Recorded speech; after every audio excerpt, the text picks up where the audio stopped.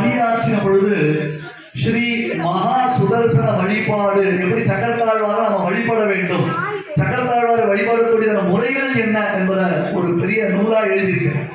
இது பல நூல்கள்ல இந்த நூல் மறுபதிப்பாக கூடிய ஒரு நூல் இருக்கு. இன்னைக்கு நம்ம சுரண்டையில நடக்கக்கூடிய பாகவத சப்தாக நிருசிம்ம மகா யஜ்ஞத்துல இந்த நூலை மறுபடியும் வெளியிட வேண்டும் என்பதற்காகவே தன்னுடைய தாயாரோட இங்க வந்திருக்காங்க. அத்தகைய நண்பர் திரு ஸ்ரீராம் அவர்களுடைய சக்கரத்தாழ்வார் வழிபாடு இதெல்லாம் உங்களுக்கு நல்ல நூல். இந்த மாதிரி நல்ல நூல்களை படிக்கும் பழக்கம் இந்த இடத்தில் குறைந்திருக்கிறது. நல்ல நூல்களை படிக்கணும். நூல்கள் தான் நமக்கு வழிகாட்டியது, கூகுள் வழிகாட்டி இல்லை. அதனால நூல்கள் மூலமாகத்தான் நாம் நம்முடைய சிந்தனையை வளர்த்துக் கொள்ள முடியும்.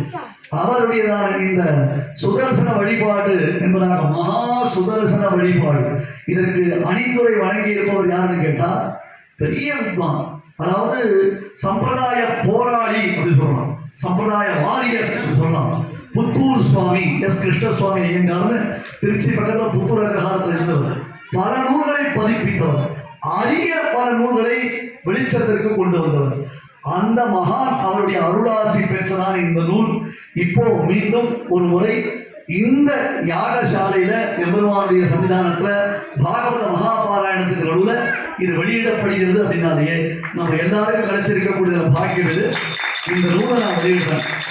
நல்ல உரத்த குரலில் கரகோஷத்தை எழுப்பி நம்ம மக்களை உற்சாகப்படுத்துறோம்.